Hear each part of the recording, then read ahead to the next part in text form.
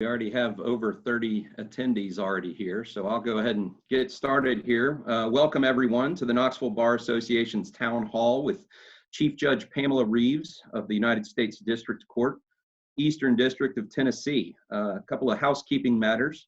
We are recording this webinar and it will be available online, so if you need to leave or lose power during the storm or anything like that, this whole webinar will be recorded and posted later. Also, as you may know from previous town halls that we've had, there is a Q&A button down at the bottom of your Zoom window in the middle.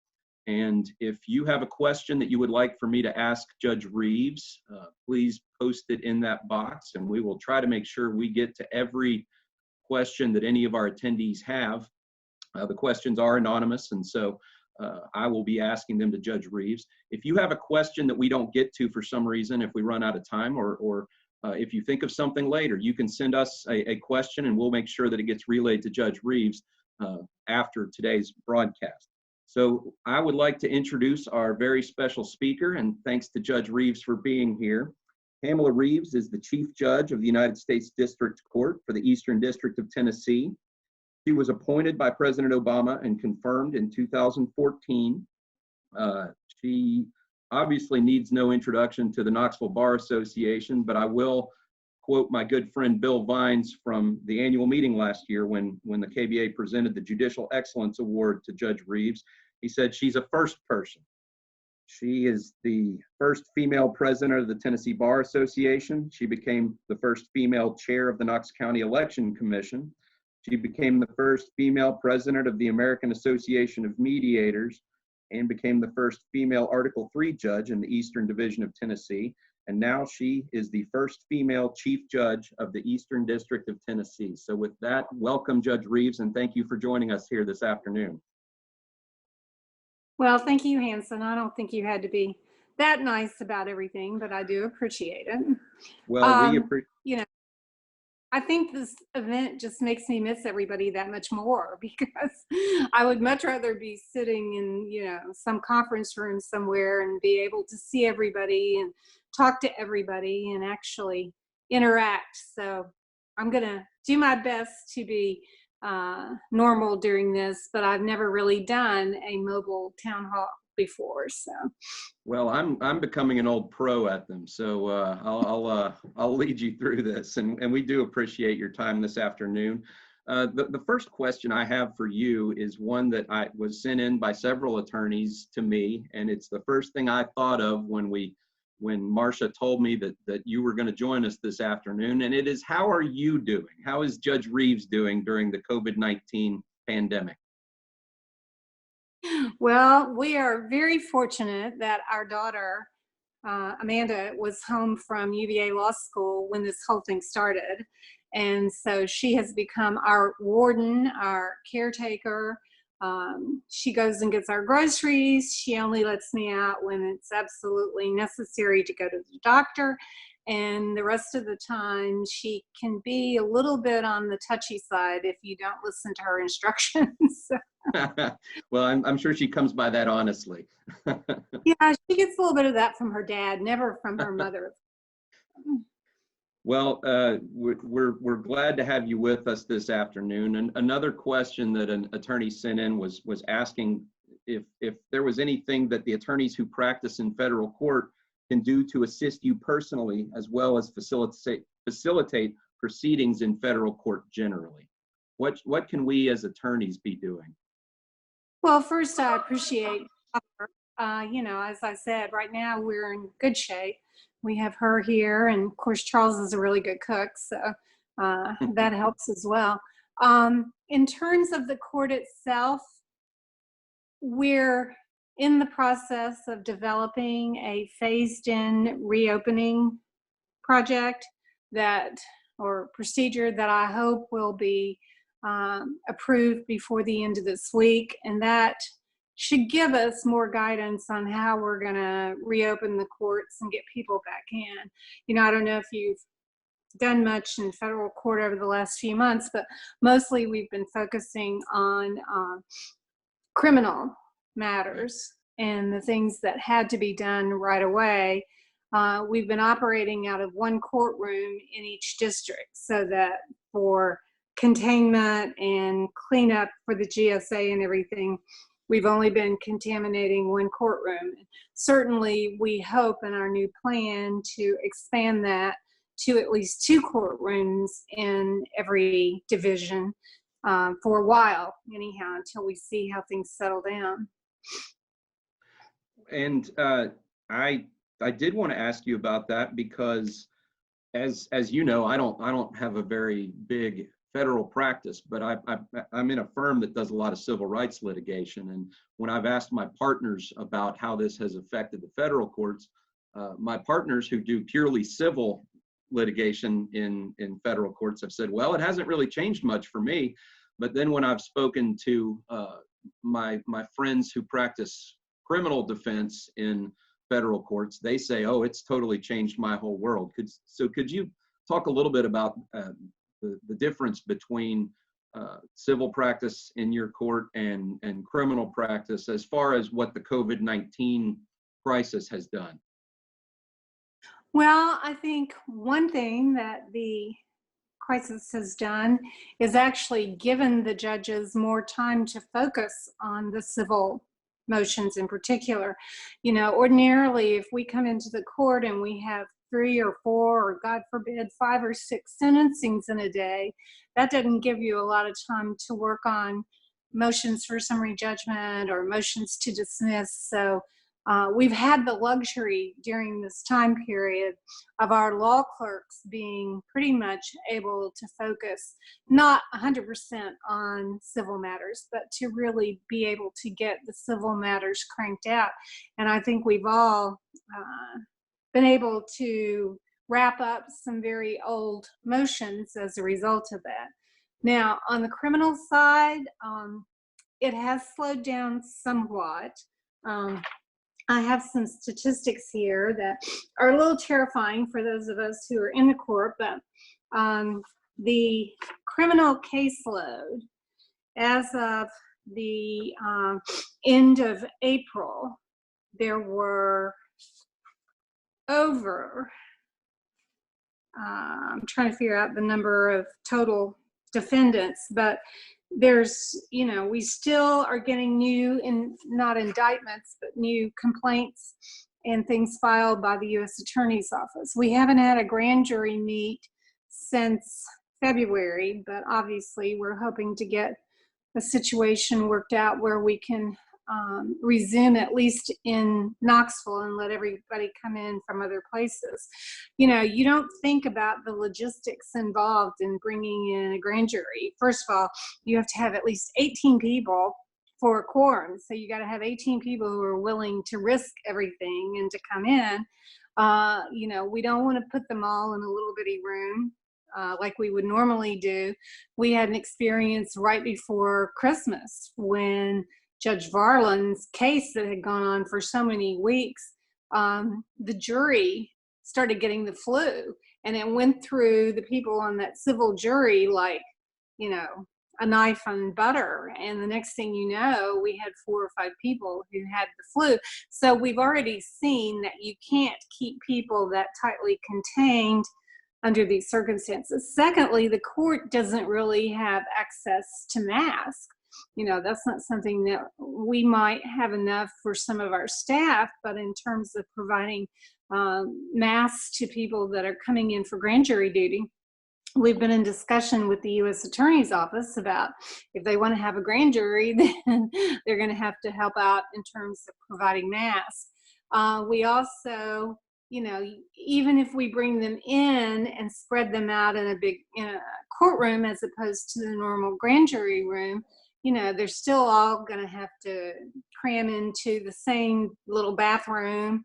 And if they go up to the 4th floor, then they're going to have to deal with elevators. So, you know, there are just a lot of logistics tied up with planning for a grand jury that you never really think about until, and how are you going to feed them? You know, you're going to have to bring in food for this many people now. So it's definitely been interesting. And you mentioned sentencing and the criminal side of things. And I know that to protect constitutional rights for defendants, there have to be in-person hearings for certain types of proceedings. What precautions are being made in the one courtroom that you're using for in-person hearings? Well, we don't have as many in-person hearings because, frankly, most defendants have been willing to waive in-person appearances. So we've had a lot of cooperation from the defendants and the defense attorneys. And so basically, our IT department has set up video conferencing availability in all the facilities where we currently have defendants being housed.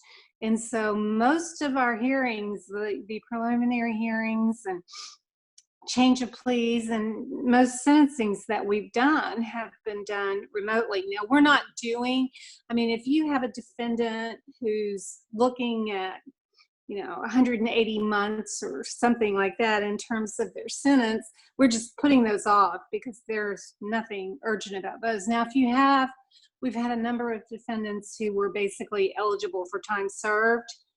And so those are the kinds of sentencing hearings that we've been trying to keep moving. And we've done a lot of those remotely too. We do have a question from our audience dealing with sentencing. The question asks, how do you anticipate the current situation to affect both sentencing hearings and taking defendants into custody following sentencing?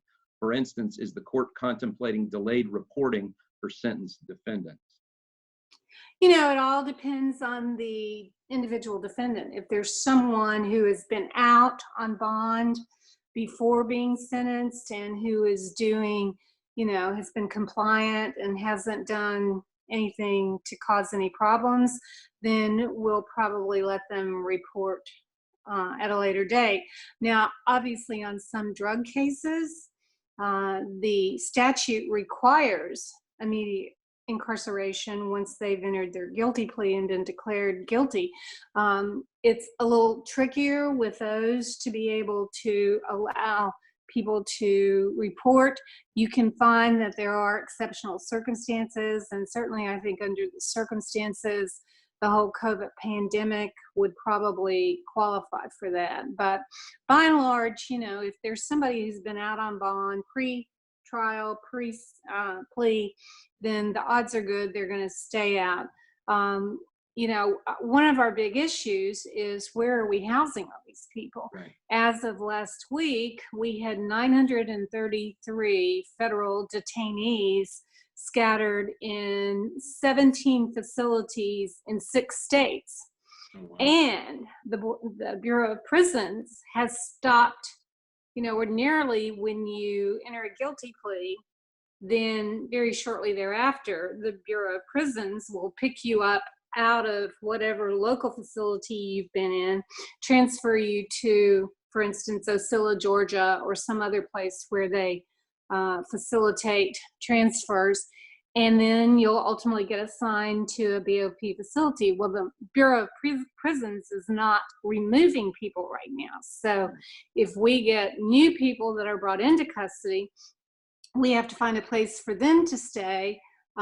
Meanwhile, the ones that have been in custody for several months, even the ones that are post-sentencing, they're just there for the duration till the BOP decides to pick up and start transporting people again. And we have no control over that. So we're trying very hard to keep an eye on our numbers and make sure that we've got, we've been very lucky that there has been no COVID in any of the local facilities where we've been housing people. Obviously there are other facilities, correctional facilities, where there have been big issues with COVID, but thankfully we haven't had any in the Eastern District of Tennessee. And our marshals are watching things extremely closely, and they have teams set up. If we do have to transport somebody, they've got people and they're fully protected. It's just pretty amazing at how they have adapted to this whole transport system. And mentioning the facilities that have had some issues across the state, some of our members, particularly on the KBA Judicial Committee, were wondering to what extent are judges taking into account COVID-related risks into sentencing? Are judges considering the issues that some of these facilities have had, fortunately not on the eastern side of the state, but is that something that judges are taking into account when making sentencing decisions? You know, that's not really a factor that the 2253 factors that we need to consider when we're determining a sentence, because hopefully this is going to be temporary. And as I said, most of our defendants are looking at, you know, sentences that range from maybe 5 years to 15 years or longer. So it's not, the pandemic itself doesn't drive our sentencing decisions. Now, again, the people that we have in our custody who are time served, you know, obviously if we release them, then they're either going to be in the probation office for supervised release, or more likely they're going to be picked up by ICE or one of the agencies that deport people, because most of the people that get time served are illegal aliens. All right. We have another question from the audience, and I'll remind anyone who's watching that if you have any questions you'd like Judge Reeves to answer, just post it in the Q&A box down in the middle of the bottom row of the Zoom window. This question asks, how will these updates be communicated to pro se litigants? Well, we mail everything to their last known address. And so hopefully they are abiding by our local rule and keeping us updated on where their, you know, what their current address is if they've been moved from a different facility. But, you know, it's up to them if they've moved and not reported to us. We don't have any way of tracking them down. Sometimes we can go on the state prisoner list and figure out where somebody's been transferred, but the vast majority of the time, if they've left their original facility, it just comes back undelivered, and it's their responsibility to keep up with their lawsuits. All right. One of our members asks, and this question has a intro sentence. Our collective experience during this pandemic will change the way that we work going forward. The question is how? How do you envision the work of courts and lawyers will change? Will the use of remote hearings continue? And will the implementation of electronic filing accelerate? And finally, will video depositions become the norm? And so this is kind of a macro question of how you see this changing the practice of law going forward.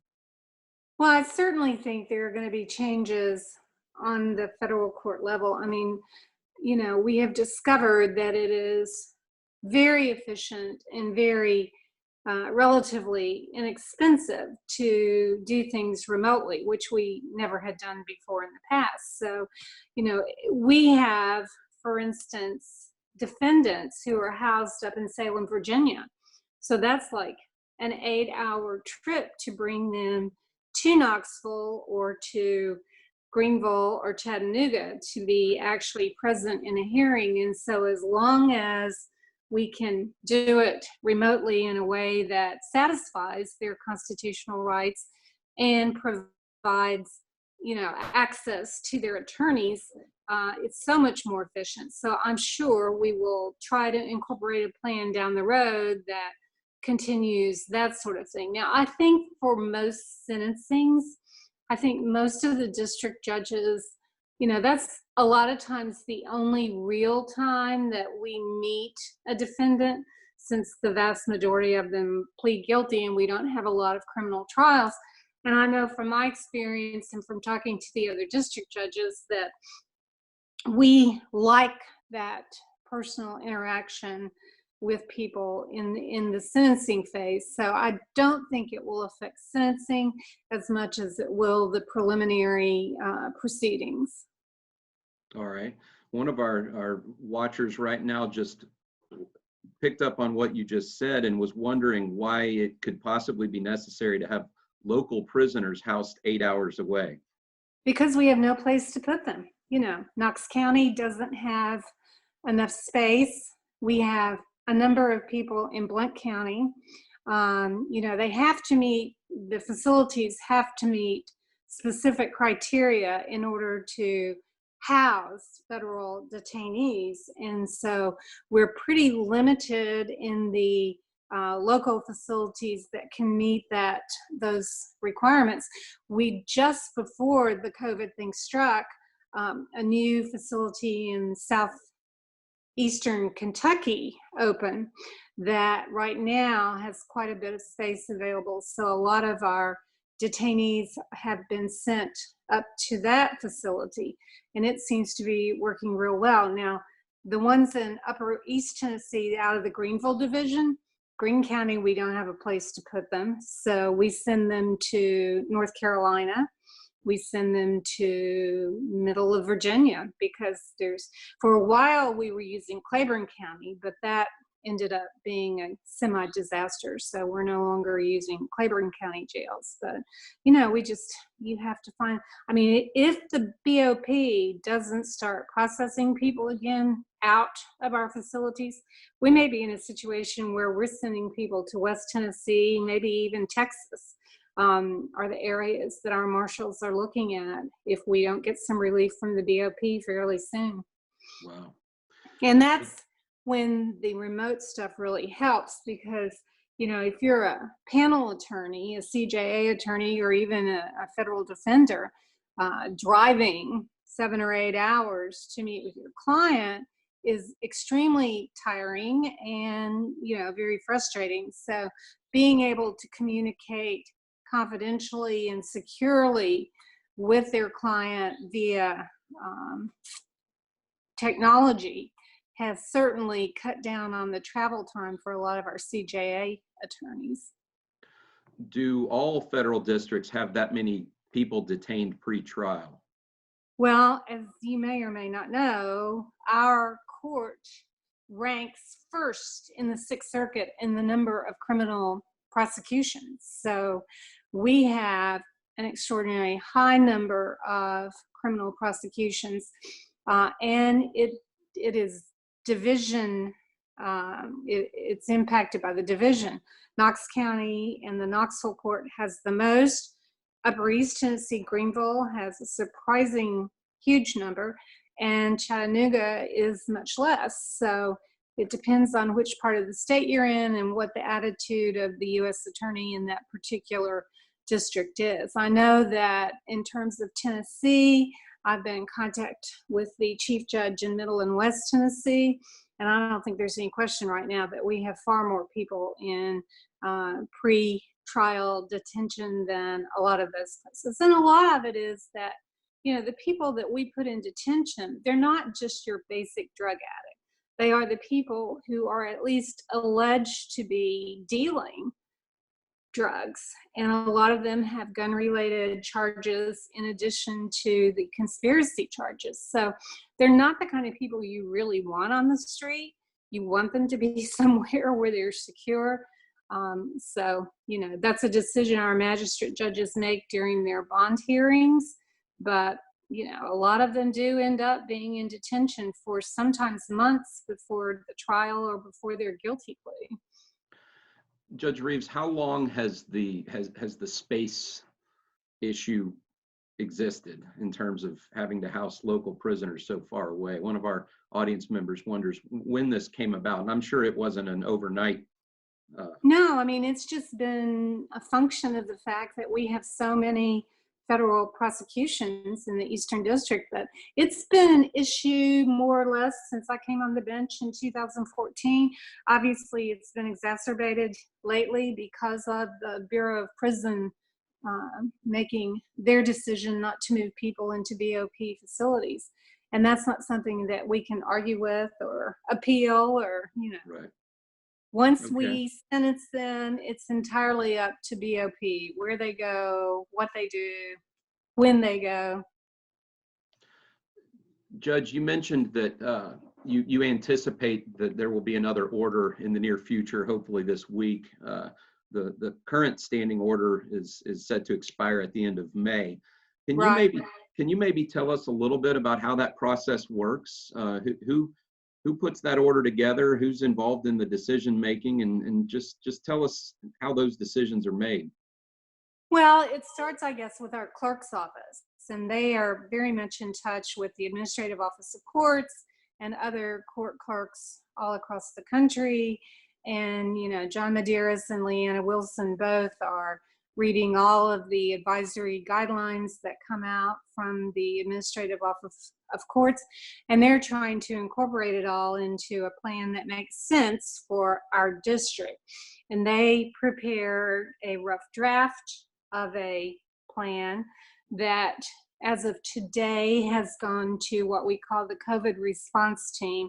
When this whole situation started, I appointed Judge Corker in Greenville, Chief Magistrate Judge Bruce Guyton in Knoxville, and Marcia Parsons in Greenville, the bankruptcy chief judge, as well as John Medeiros, to be on what we've called the COVID response team. And they've done so much work. They've researched things. They've kept on top of the statistics.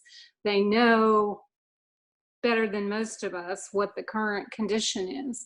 And they are reviewing the draft that was put together by the clerk's office and reviewed by a couple of the judges last week in the marshal's office, because obviously we can't reopen anything unless the marshal's office is on board. So this response team should be able to make a recommendation before the end of the week, which will be sent to all the district judges, and then the district judges will make the ultimate decision as to whether or not to approve that plan. All right. We've had some other questions from members. One is, how much of a backlog has been created due to the pandemic? Well, we have a lot of things contributing to backlogs right now. It's been a hectic few months for the Eastern District. You know, Judge Mattice took senior status in early March. And so he's taking a limited number of civil cases, but no criminal cases. Then Judge Jordan sadly fell and broke his hip about a month ago. And I was going to ask you how he's doing. He's doing much, much better. He's home, he's doing physical therapy, he's working on drafts of things, so thank God. But he's not back in rotation yet in terms of getting assignments. So we have all of those things going on. You know, we don't even have a nominee for Judge Mattice's position. We had hoped and were told initially that senators plan to have a nominee in the works by the time that Judge Mattice left, but that has not happened. So as it stands right now, so we have called upon visiting judges. Several visiting judges from Michigan have volunteered to take cases and come down and help us. One judge from Kentucky is coming in and handling a lot of sentencing, or he was before we went into lockdown, but hopefully he'll get back down here fairly soon. Bottom line is there's going to be a backlog. There's no question about it. A big backlog on sentencing.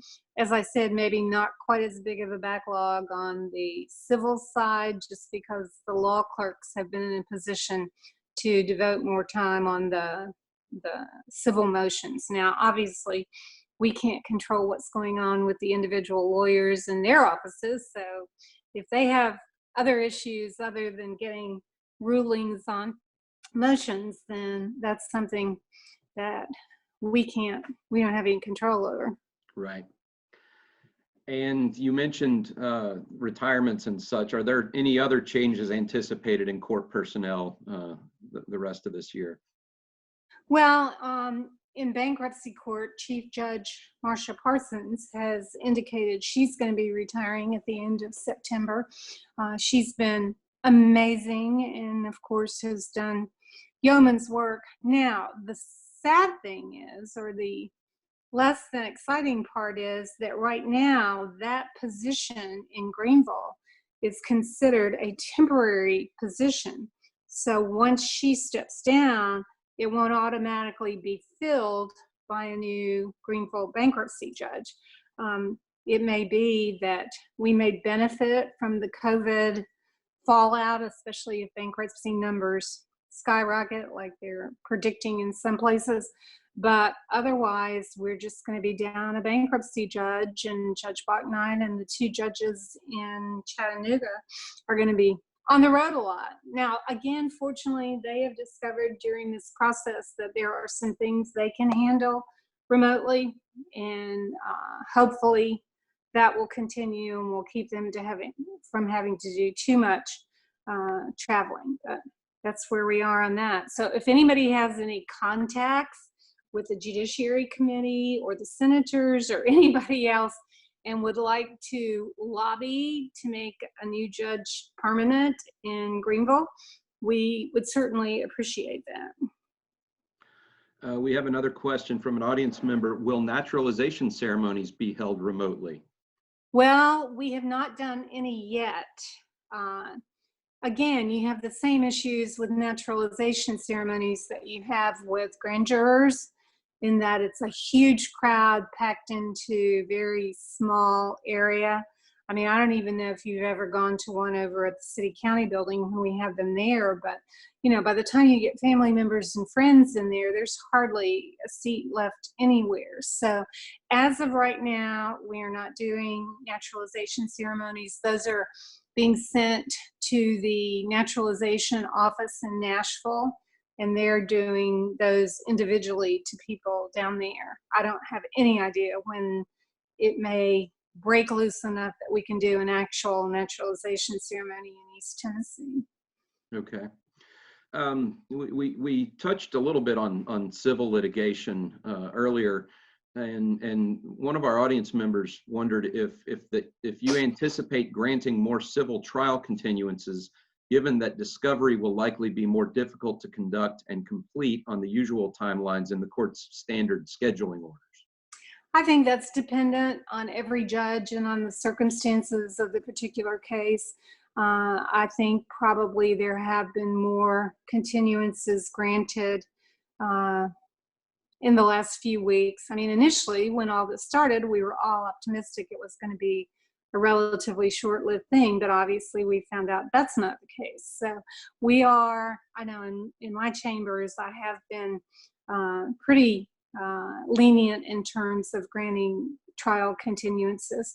For one thing, it's not going to do any good to set a case for trial in August or September, because the odds are we're going to have criminal things that have priority over that. And so it's, they might as well continue it and hopefully mediate it and settle the case. But if not, then they'll just have to wait their turn. And as we all know, the Tennessee Supreme Court has extended a lot of deadlines, including statutes of limitation during the pandemic. And one of our viewers wanted to know if the federal courts will honor that order with regard to state claims in federal court. Oh, of course. I mean, there's no question that state cases based on diversity or whatever are controlled by state law. So if there's an order down extending the statute of limitations, we're not going to overrule that or object to that. All right. Let's talk a little bit about remote proceedings. How have you found the technology to work in those remote proceedings? And has it been a difficult transition for you or for the other judges, or how has that gone? Well, I haven't done a lot of them myself. For one thing, because we only have one courtroom in each district open right now, the magistrate judges get priority basically because they have, the most immediate need on criminal matters. The judges who have done remote proceedings, I think, are feeling much more comfortable than they did initially. When we first closed the court and started trying to do remote hearings, the administrative office of the courts had not approved Zoom. And so we were trying to do it through a different program that was very awkward and slow, and it was driving our IT people and the judges crazy. But I think now that the administrative office of the court has allowed the court to use Zoom, that we're in a much better position, and most of the judges it's pretty much seamless. I mean, we haven't had a lot of problems at all recently. The first couple of weeks, it was rough. Have you heard anything from the judges that have done many remote proceedings about, say, the introduction of exhibits or how to deal with documents and that sort of thing? Well, again, I think Zoom has helped out a lot. When we were trying to do it under the old system, it was very awkward, but now that people are Zooming, it seems to be working much more smoothly. In fact, we don't even, at first we were requiring courtroom deputies to be in the courtroom during the hearing, but I think we've got it down to a system now where even the courtroom deputies don't have to be there during the hearing, and that's been a relief to a lot of them. I'm sure. Speaking of remote proceedings, how can the court accommodate the right and the importance of public access to judicial proceedings that are held by remote means? Well, right now, people are allowed to call in. We don't have the ability for them to be part of the Zoom or the electronic hearing itself. But if there is a proceeding that's going on, then on the Eastern District website, we post an access number, an AT&T conference call number, and people can call in. You know, that's another one of those things that seems like it should be just instinctive, right? But then you have problems with people calling in, disrupting, you know, making noise, saying things that they would not be allowed to say if they were actually in the courtroom. So we have to have a system that allows the presiding judge to mute all the comments from the galleries, so to speak. And, you know, there is a rule of civil procedure that designates the transcript that's prepared by the official court reporter as the official record.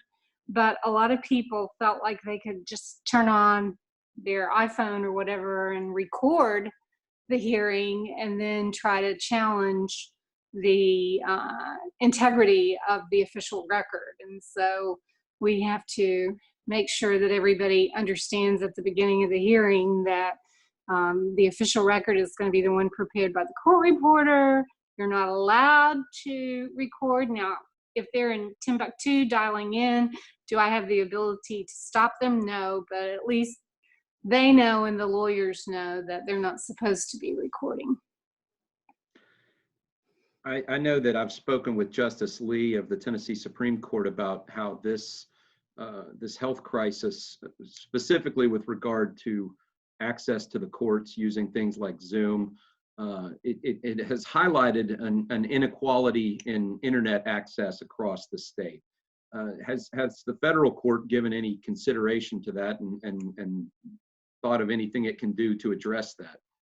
I mean, realistically, there's very little we can do. As I said, we can make sure that there is access in the facilities where our people are housed. We can make sure that the defense lawyers who are representing these people have good internet connections and capability. Of course, there's nothing we can do to give everybody the same sort of advantage that the U.S. Attorney's Office have, because, you know, they have all kinds of technology that the real world doesn't have. But I don't think we've been having a lot of problems in terms of the defendants and the attorneys. I think the problems have been more related to people who wanted to listen to the proceedings, who wanted to be part of the proceedings. And we spoke earlier about public access, but is it a similar situation with regard to granting media access to judicial proceedings? Oh yes, yeah, they all have to do it by dialing in. Has the court gotten any feedback about its response to COVID-19 from either lawyers or from the public? You know, we've had some issues that developed, some of which were legitimate, and we tried our best to deal with those and respond to those. But I think by and large, everybody has been extremely cooperative because they understand it's either cooperate or there's really not an option. So overall, I think we've been in a good place in terms of people being willing to work together and to cooperate with the staff, the court staff. All right. And is there anything that you as the chief judge wish that lawyers or litigants knew, or you wish that we were doing that we're not doing? Well, nothing more than the ordinary, which is to remind yourself on a daily basis that practicing law in federal court is not a right. It is an opportunity, and we expect high standards from the lawyers who practice in our court. And secondly, that, you know, at the end of the day, when we all step back and look at the cases that are pending, and there are hundreds of civil cases, 1,200 or so right now, that this is an excellent opportunity for people to make a conscious decision to try to put an end to litigation. You know, the last thing we want is for people to say, oh, I have this case in federal court, I can bill hours on this. They should be looking instead at realistically, what are their chances of ultimately succeeding in this case? And, you know, is it to their client's advantage to try to resolve it one way or the other? So I would just encourage people to continue to explore ADR options. I think it's incredible. Talk about a group that has adapted very quickly in terms of technology. Mediators are mediating by Zoom all over the place, and it's just been, you know, pretty interesting to me as a former mediator how quickly they have bought into this Zoom mediation, and a lot of them are successful. So. Well, Jim London told me last week that he had an 8-hour Zoom mediation, and it did not sound like a very pleasant process to me, but the work needs to be done. An 8-hour personal mediation is sometimes not a pleasant process either. So. One of our viewers picked up on the comment about people not being supposed to record proceedings on iPhones or whatever, and was wondering if you could explain the rationale for not allowing that. Well, I think the first is a practical matter. You know, if you start having a lot of people recording things, you're going to end up with basically fights over whose recording is the most accurate, who's got, you know, everything right. But also, I mean, it's a procedural thing right now under the rules of procedure that there is one official transcript of the proceedings in court. And, you know, if you start allowing other transcripts to be brought in, I'm not saying people are deliberately going to try to misstate or misrepresent something, but, you know, it's hard when you're in even a deposition sometimes to understand what everybody's saying. And the court reporter, who's the official transcriber, you know, she has the luxury of having very efficient headphones, and she can stop if there's an issue about what somebody said. Whereas if you're just recording it on your iPhone or your computer or whatever, you know, there may be things that aren't clear, and so you may end up in fights over it, and that's always a problem. All right. Do you anticipate that there will be any rules changes as a result of this pandemic in terms of procedural rules or evidentiary rules changes addressing remote proceedings, since that's being used a lot more? I suspect there will be. I mean, it seems inevitable to me that we're going to move more and more in that direction. So I think that will probably bring about rule changes. I'd say right now that it's the priority of the judges just to keep the court rolling, and we're probably not going to jump on the forefront of being the ones who propose new rules right now.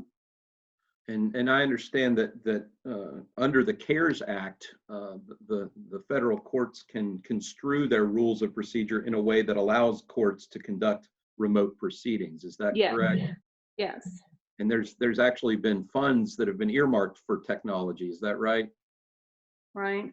And how do you anticipate that will affect our life here in the Eastern District of Tennessee, if at all?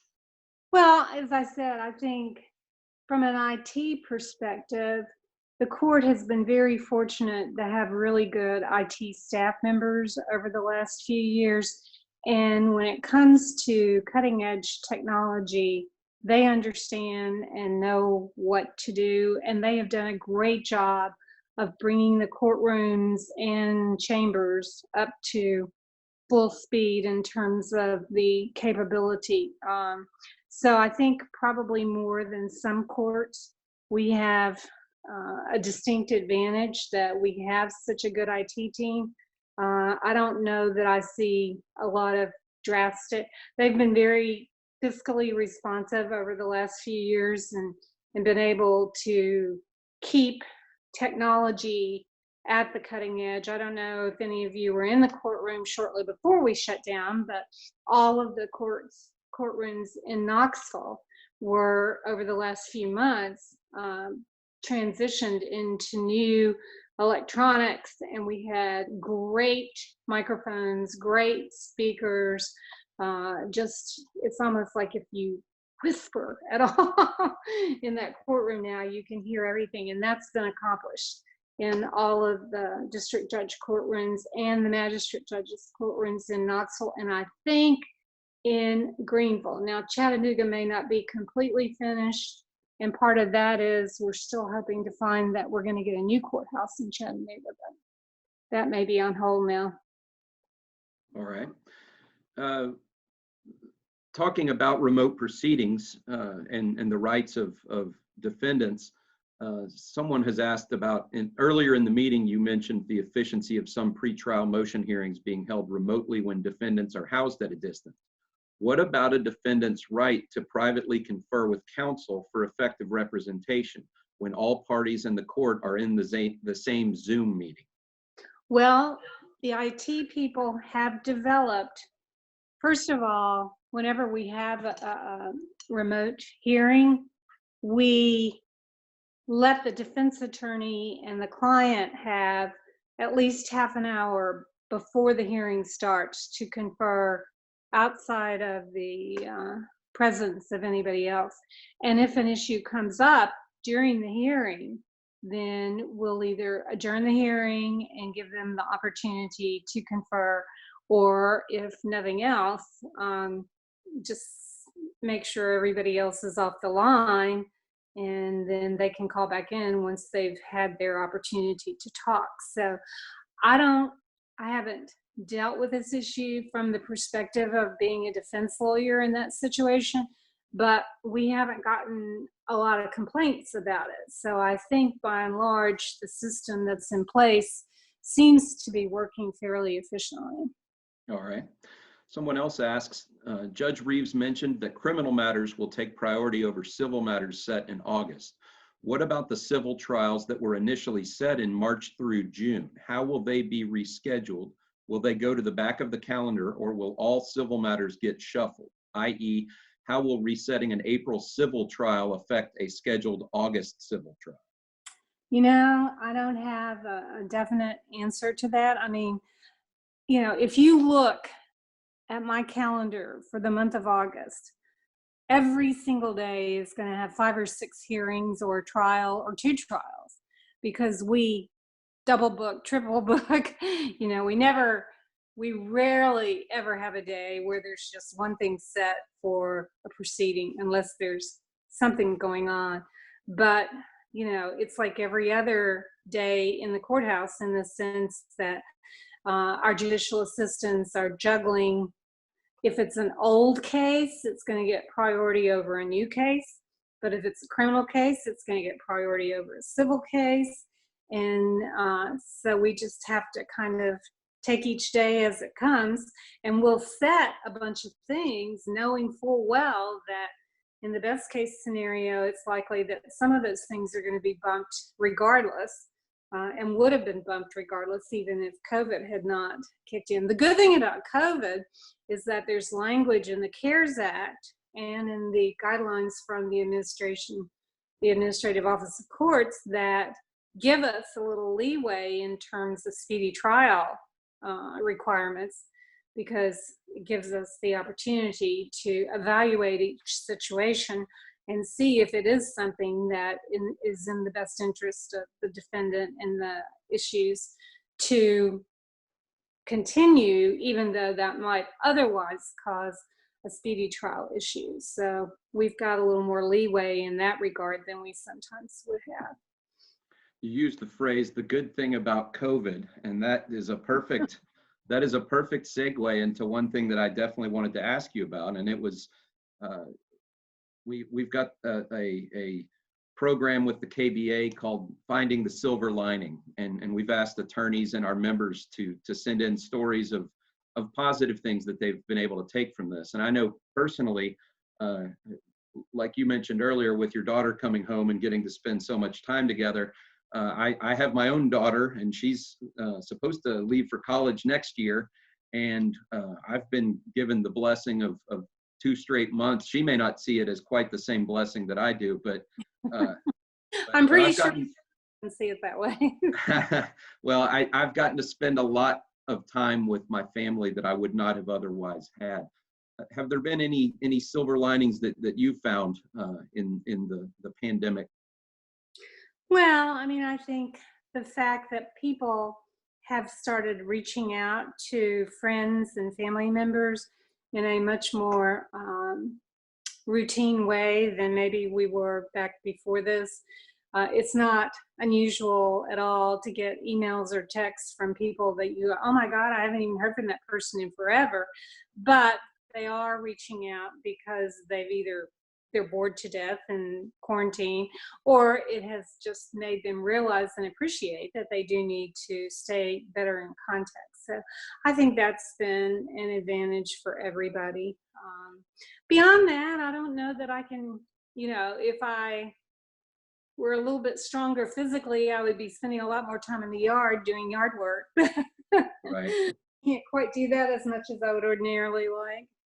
Well, no, it's a good point you make that I've noticed over the last couple of months. I've had regular Zoom meetings with family members, and I've had Zoom class reunions with my high school classmates. And this technology didn't get invented the first day we all came home from coronavirus. It's been around for forever, and so learning to use these things has definitely been a positive from COVID-19.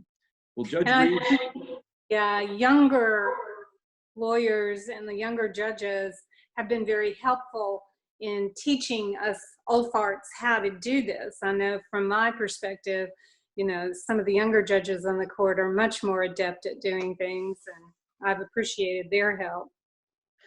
Well, Judge Reeves, the first partners meeting my firm had over Zoom had to be postponed because one of the partners, I won't mention, you know him, was unable to figure out how to get into Zoom, and now he's an old pro at it, like the rest of us have become. So well, the city of Knoxville would not be functioning now if it weren't for Zoom. Charles stays on Zoom calls with the mayor and all the city officials for hours every day, it seems like. So.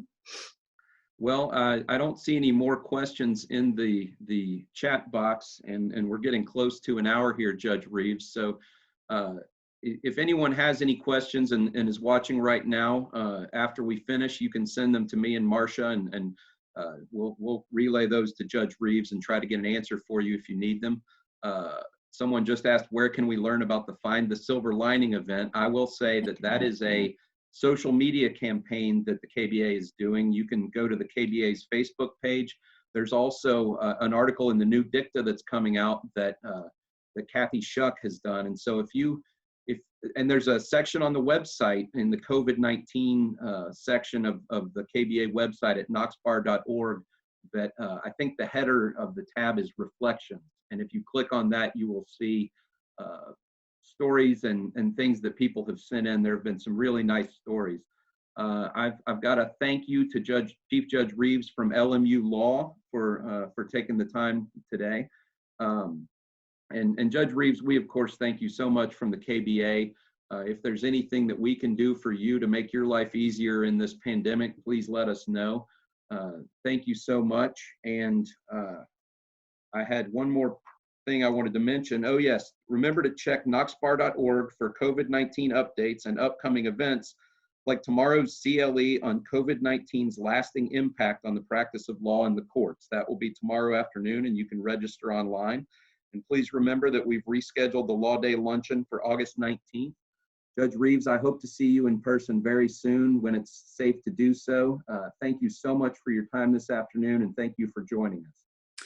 Well, you know, one thing I will add to your comment about CLE, for years I have advised or, you know, suggested to young lawyers and summer interns and people that they always need to stay on the cutting edge and constantly looking out to see what is new in the legal field. I mean, I benefited from that in so many ways when I was a younger lawyer, you know, by becoming involved, first of all, in sexual harassment and sex discrimination cases when they were pretty new on the scene.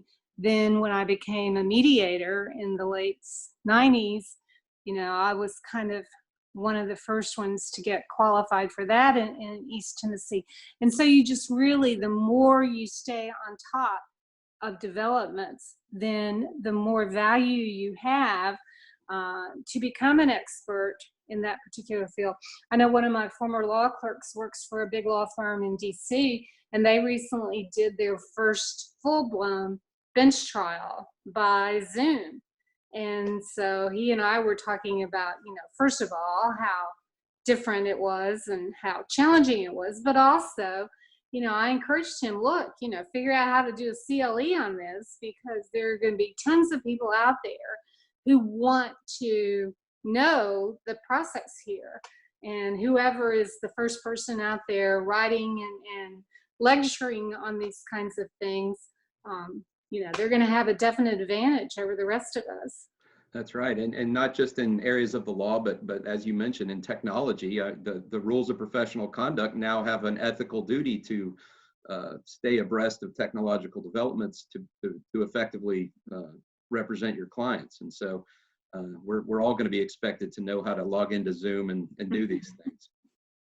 Well, hopefully I can log into my IT department and they can keep me there. Well, Judge Reeves, thank you again so much for joining us this afternoon. It's so good to see your face and see you smile. And like I said, I hope to see you in person very soon. Well, thank you for allowing me the opportunity. And if anybody does have additional questions, I'll be happy to try to answer them. Great. Thank you very much. Y'all have a